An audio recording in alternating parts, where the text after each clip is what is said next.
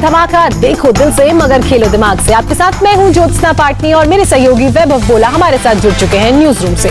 शुरुआत इस वक्त की बड़ी खबर के साथ चेन्नई के चेपॉक मैदान से जो आ रही है। पंजाब किंग्स ने मुंबई इंडियंस को 9 विकेट से हरा दिया है।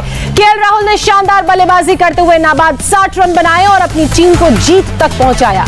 आईपीएल 14 में ये पंजाब किंग्स की दूसरी और अहम जीत है। पहले गेंदबाजी करते हुए मुंबई इंडियंस ने पंजाब के सामने 131 का रखा स्कोर।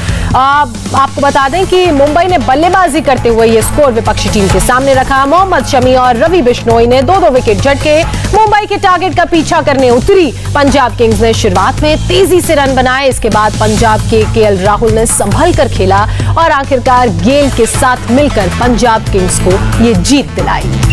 और ज्योत्सना, अगर बात करें इस जीत के साथ ही पंजाब किंग्स अंक तालिका में भी 2 छलांग लगाकर नंबर 5 पर पहुंच गई है। इससे पहले जब इस मैच की शुरुआत हुई थी तो पंजाब किंग्स पॉइंट्स टेबल में नंबर 7 पर थी, लेकिन इस धमाकेदार जीत के साथ और जब आप 9 विकेट से जीतते हैं, गेंदें भी आपके पास बची रहती है, तो जो आपकी नेट रन रेट है वो बढ़ती है और उसी के साथ अब आप मुंबई इंडियंस के ऑलमोस्ट बराबर पहुंच गए हैं। और इसी पे बात करने के लिए हमारे साथ संजय मांजरेकर भी जुड़ चुके हैं, अंजुम चोपड़ा भी जुड़ चुकी हैं। संजय, जिस तरीके से आपने कहा था कि आप चाहते हैं कि जो भी टीम अच्छा खेले वो जीते, तो कहा ये कहना गलत नहीं होगा कि आज पंजाब मुंबई से बहुत ज्यादा अच्छा खेली।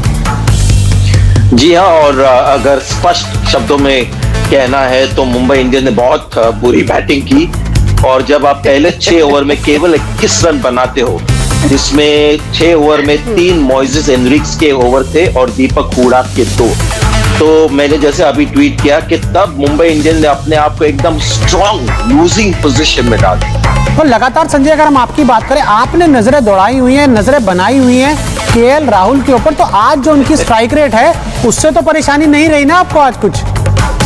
मैंने आज कहा था कि इनके क्रेडिट पॉइंट जो है और ये प्लेयर टू बैक है, क्योंकि आज रन चेस में केएल राहुल खेल रहे थे। तो मैंने कहा था जैसे शो के पहले कि अगर रन चेस में एंकरिंग की जरूरत कभी कभी पड़ती है तो उसमें कुछ समझदारी होती है। तो एंकरिंग कैसी करी केएल राहुल ने आज? ठीक ठाक की, नॉट आउट है। ज्योत्सना से लेकिन अच्छी नहीं होगी। ज्योत्सना का अभी भी एंकरिंग में केएल राहुल से ऊपर ही मानेंगे। जी हाँ, जी हाँ, लेकिन अच्छा ये था कि अपना टाइम लिया केएल राहुल ने और अंत में नॉट आउट रह के, जैसे विराट कोहली जिताते हैं मैचेस, वैसे उन्होंने मैच जिताया और क्रिस गेल ने सही टाइम पर आकर उनकी मदद की। तो बहुत ही अच्छी परफॉर्मेंस केएल राहुल की आज। और पंजाब किंग्स जिस तरह से आपने देखिए दृश्य, वो जीत उनके लिए बहुत ही इंपॉर्टेंट थी, बहुत खुश नजर आ रहे थे। तो आईपीएल पॉइंट्स टेबल में जब कड़ा मुकाबला होता है तो देखने में भी मजा आता है। जी बिल्कुल, कड़ा मुकाबला देखने को मिलता है तो मजा आता है। अंजुम, ये बात हुई केएल राहुल की। मयंक अग्रवाल ने भी ठीक ठाक खेला, लेकिन मैं क्रिस गेल की बात करना चाहूंगी। क्रिस गेल ने आज अपनी पर्सनालिटी के विपरीत खेला, क्योंकि वो भी समझ रहे थे कि जब मुंबई के बल्लेबाजों को टिकने में इतनी मुश्किलात हो रही है तो पंजाब के लिए आज ये जीत कितनी जरूरी है और खासकर टिकना, खेलना। आई थिंक परिस्थितियों के अनुकूल खेलना यही एक एक्सपीरियंस्ड बल्लेबाज की निशानी है। और हम सभी जानते हैं कि क्रिस गेल जब अंतर्राष्ट्रीय क्रिकेट खेलते थे, अब तो खैर फिर भी वापस उसी श्रेणी में धीरे धीरे आते जा रहे हैं, लेकिन जब शुरुआत में आए थे अंतर्राष्ट्रीय क्रिकेट खेलने में तो तब बिल्कुल तेज तरीके से रन बनाते थे, लंबे शॉट्स लगाते थे और केवल लंबे शॉट्स लगाने के लिए ही जाने जाते थे। और इनफैक्ट बल्लेबाजी तब करते थे, अगर उनको एक या 2 रन लेने लगे तो वो अपनी विकेट फेंक के चले जाते थे। लेकिन अब जिस श्रेणी में वो खेल रहे हैं, अब जिस समय में वो खेल रहे हैं, वहां उनके पास अनुभव बहुत सारा है। इस टूर्नामेंट में खेलने का भी अनुभव है और जरूरी नहीं है कि बतौर खिलाड़ी जिस तरीके से वो खेलना पसंद करते हो वैसे परिस्थितियां हो, आपको अपने आप को चेंज और ऑल्टर करना ही पड़ेगा, ढालना ही पड़ेगा। और आई थिंक बहुत समझदारी है। मैं अभी भी हैरान हूँ कि क्रिस गेल के साथ पंजाब किंग्स परसिस्ट कर रही है अपने इस लाइनअप में और बदलाव बल्लेबाजी के क्रम में देखने को नहीं मिला। लेकिन अगर डिफिकल्ट पिच पे क्रिस गेल जैसा बल्लेबाज इतनी समझबूझ से बल्लेबाजी कर सकते हैं तो व्हाई नॉट। और संजय, बात हुई केएल राहुल की, बात हुई क्रिस गेल की, या मुझे लगता है थोड़ी बात मयंक अग्रवाल की भी करनी चाहिए, क्योंकि जिस तरीके से उन्होंने पंजाब किंग्स को आज शुरुआत दिलाई, अगर मान लीजिए शुरुआत में थोड़ी जल्दी विकेट गिर जाते, जो तेजी से रन बने वो ना बनते, तो हमने देखा कि मिडिल ओवर्स में रन बनाना बहुत ज्यादा मुश्किल था इस विकेट पर।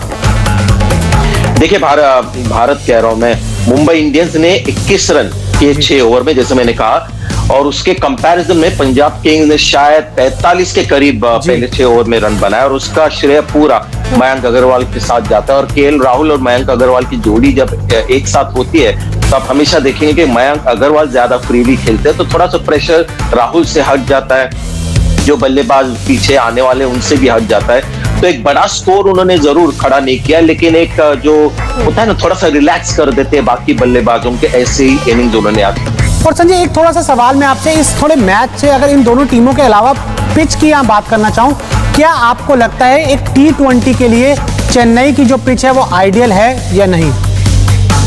चेन्नई की पिचेस आजकल ऐसी ही रही है।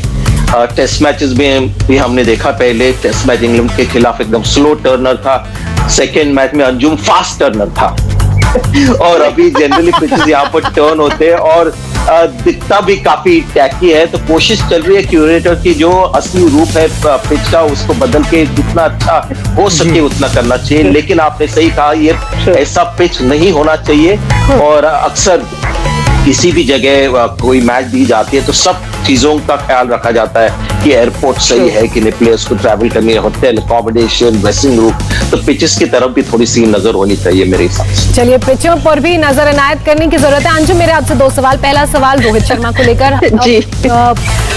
इस पिच पर रोहित शर्मा ने बल्लेबाजी करके दिखाई, लेकिन वो बल्लेबाजी टीम के काम नहीं आई, टीम को जीत नहीं दिला पाई। और एक बात आपने कही थी और लगातार आप कहते हैं कि जब तक कोई यूनिट जीत रही होती है तब तक बहुत ज्यादा बदलाव की गुंजाइश इसमें होती नहीं है, लेकिन अब ये कॉन्जिक्यूटिव दूसरी मुंबई के लिए हार, तो अब आप क्या इनके बैटिंग लाइनअप में कुछ बदलाव देख रही हैं या स्ट्रैटेजी में?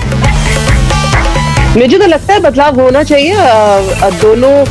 मेरे को खास तौर पे लगता है कि क्विंटन डिकॉक की जगह पे आपको ईशान किशन से विकेट कीपिंग करानी चाहिए, और अगर अंतरराष्ट्रीय बल्लेबाज चाहिए तो वापस क्रिस लिन को ला सकते हैं। हालांकि इस पिच पे कोई भी स्ट्रोक प्लेयर अनुकूल नहीं है, लेकिन ये बदलाव आप कर सकते हैं जाने के लिए, या अगर आप चाहें तो मिडिल ऑर्डर के अंदर किसी एक आध बल्लेबाज को थोड़े समय के लिए रेस्ट दे सकते हैं, बिकॉज ये पिच डिफिकल्ट है, ये मालूम है, लेकिन यहीं पे मैच खेलना है। आप ज्यादा मैचेस हारते जाएंगे तो पिछड़ते जाएंगे, वो मुंबई इंडियंस कर नहीं सकते। बिल्कुल।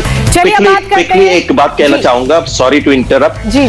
बदलाव होने वाला है मुंबई इंडियंस के लिए, क्या अभी इसके बाद मैचेस होंगे दिल्ली में, अंजुम आपके शहर में, तो शायद 1-2 मैचेस वहां पर देखेंगे और फिर उसके बाद में सीरियस बदलाव की शायद वो कोशिश या उसकी तरफ ध्यान देंगे। मतलब पिच के लिहाज से थोड़ी सी चैन की सांस मुंबई इंडियंस जरूर लेगी। चलिए, अब बात करते हैं। अगर दिल्ली में अच्छा पिच रहा तो अभी अंजुम को पता होगा कि वहां का पिच कैसा है।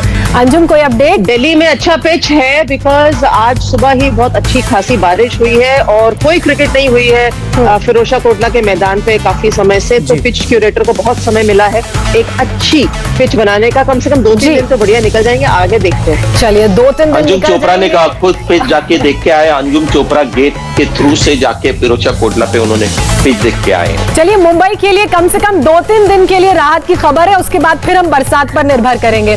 अब बात करते हैं आज के मैच के सबसे बड़े ड्रीम 11 गेम चेंजर खिलाड़ी की। तो केएल राहुल बने हैं ड्रीम 11 गेम चेंजर खिलाड़ी। 89 इनके हैं फैंटेसी पॉइंट्स, इसके साथ इनके टूर्नामेंट फैंटेसी पॉइंट्स हो गए हैं 341।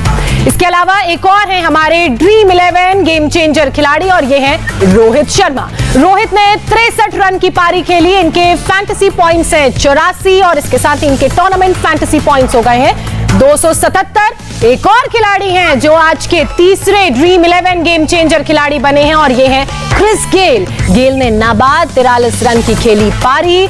आपको बता दें कि इनके जो फैंटेसी पॉइंट्स हैं वो हैं 68, और टूर्नामेंट फैंटेसी पॉइंट्स वैभव 188। और जो तीनों जो खिलाड़ी हैं वो गेम चेंजर आज के मैच में होने भी चाहिए थे, क्योंकि जिस विकेट पे सिंगल्स लेना बहुत मुश्किल था, वहां पर इन्होंने चौके भी मारे हैं, छक्के भी मारे हैं। देखिए, केएल राहुल और क्रिस गेल विनिंग साइड में एंड हुए हैं, वहीं रोहित शर्मा जो है लूजिंग साइड में एंड हुए। तो अब इसी पे सवाल ले लेते हैं संजय से। संजय, आपके लिए इन तीनों में से सबसे बड़े गेम चेंजर खिलाड़ी आज के मैच में कौन थे?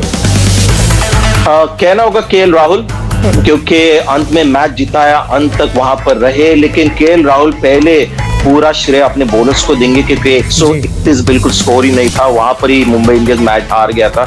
लेकिन जो 3 हमने गेम चेंजेस वहां पर देखे, उसमें शायद केएल राहुल सबसे बड़े गेम चेंजर थे। सबसे क्वालिटी बैटिंग जो देखने को मिल गई वो रोहित शर्मा के बल्ले से दिखी, और क्रिस गेल ने बहुत ही महत्वपूर्ण। केएल राहुल आपको कॉल करने वाले हैं जरूर, थैंक यू बोलने के लिए। क्यों जी? देखिए इतनी तारीफ कर दिया आज आपने उनकी। मुझे लग रहा है वैभव को फोन करेंगे। अगर मुझे कॉल आएगा तो मैं बिल्कुल संजय सर गलत को है। मैसेज भेज दूंगा। मैं सिर्फ ऑब्जर्वेशन करता हूँ और उसके ऊपर मैं अपनी ओपिनियन देता हूँ। इसमें तारीफ और बुरी बात ऐसे कुछ नहीं होता, सिर्फ ओपिनियंस होते हैं। लेकिन जी अंजू, देखिए, ये नो एजेंडा स्टेटमेंट है। जो प्लेयर ने अच्छा खेला उसकी तारीफ हुई है, और केएल राहुल बिल्कुल सही है, क्योंकि रन्स जब कम भी रहते हैं तो भी कप्तान को ही लेके जाना पड़ता है टीम को एंड तक। तो यहाँ मुझे लगता है केएल राहुल बहुत अच्छा खेल के गए। जी बिल्कुल, आज कप्तान ने अपनी टीम की लगाई है नैया पार और इसलिए जीत का चखा है स्वाद। बहरहाल बहुत शुक्रिया संजय जी, अंजुम आपका हमारे साथ जुड़ने के लिए, इस चर्चा का हिस्सा बनने के लिए। इसी के साथ क्रिकेट धमाका में फिलहाल इतना ही। कल शाम 7 बजे कोलकाता नाइट राइडर्स और राजस्थान रॉयल्स के बीच होगा मुकाबला और हमारी होगी आपसे इसी बीच मुलाकात। अभी हमारे